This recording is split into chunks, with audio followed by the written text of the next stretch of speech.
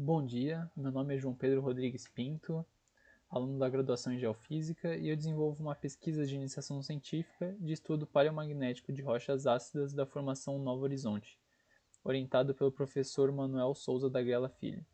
A pesquisa possui apoio da Fundação de Amparo à Pesquisa do Estado de São Paulo e todas as medidas de desmagnetização foram feitas no laboratório do paleomagnetismo do IAG. A paleogeografia do supercontinente Colômbia e a época da sua formação ainda não são um consenso devido à falta de polos paleomagnéticos de referência datados do período em que se acredita que ele se formou, entre 1790 e 1750 milhões de anos. O Cráton São Francisco fica localizado na região leste do Brasil, abrangendo boa parte dos estados da Bahia e de Minas Gerais. É um exemplo de onde existem poucos polos paleo a mesoproterozoicos. Por isso que em muitas reconstruções do supercontinente Colômbia, o cráton Congo-São Francisco não aparece como constituinte, por conta da falta de polos paleomagnéticos. Nesta imagem ao lado está representada a região de estudo que localiza-se próximo à cidade de Novo Horizonte. Em azul temos os limites do cráton São Francisco e em vermelho o limite de deformação do corredor de deformação do Paramirim. O objetivo deste estudo são metavulcânicas da formação Novo Horizonte de 1752 e 1748 milhões de anos, associadas ao início do Rift Espinhaço. Estas rochas foram deformadas e metamorfizadas durante a orogênese brasiliana, mas durante o trabalho de campo deu-se preferência às regiões menos afetadas por este evento.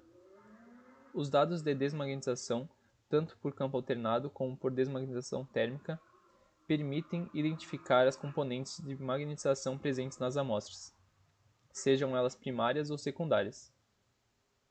As direções de magnetização medidas são plotadas em diagramas estereográficos e ortogonais, também conhecidas como projeções de Zijderveld, e também um gráfico de intensidade e magnetização em função dos passos de desmagnetização é construído.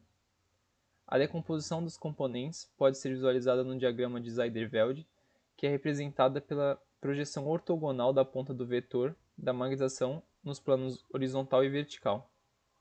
O diagrama consegue representar a intensidade e a direção das componentes.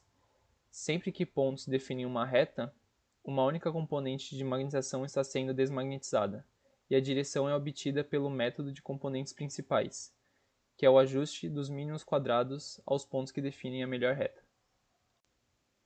Depois de feita a análise das direções por espécime, foram reunidas as que apresentaram as componentes NH1, NH2 e NH3. Depois foram calculadas as direções médias para cada componente e, por fim, calculados os seus respectivos polos paleomagnéticos. Na imagem, em B, D e F, uma das polaridades de cada componente foi invertida para o cálculo da direção média e do polo paleomagnético. As direções médias e respectivos cones de confiança são mostrados na cor violeta.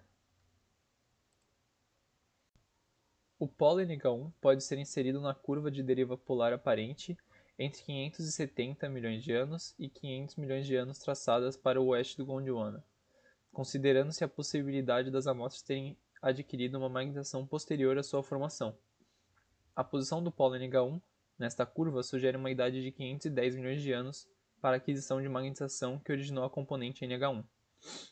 O polo NH3, quando colocado nas curvas de deriva polar aparente do paleocontinente Congo-São Francisco entre 800 milhões de anos e 740 milhões de anos, sugere uma idade próxima de 790 milhões de anos para o polo NH3. O polo NH2 apresenta direções nordeste e sudoeste de baixa inclinação. Quando comparada com o polo Pará de Minas de 1798 milhões de anos, são coerentes entre si, o que reforça a posição para o cráton São Francisco-Congo na configuração do paleocontinente Colômbia proposta para 1790 e 1750 milhões de anos. Então, neste projeto, 3 polos paleomagnéticos foram determinados com as amostras da formação Novo Horizonte, NH1, NH2 e NH3, com 3 componentes magnéticas distintas que podem estar relacionadas com diferentes épocas do cráton São Francisco. Os polos podem contribuir para a reconstrução do paleocontinente Colômbia e para as curvas de deriva polar do paleocontinente São Francisco-Congo, caso sejam feitas mais medidas paleomagnéticas para as amostras, melhorando a estatística de Fischer dos polos. Obrigado.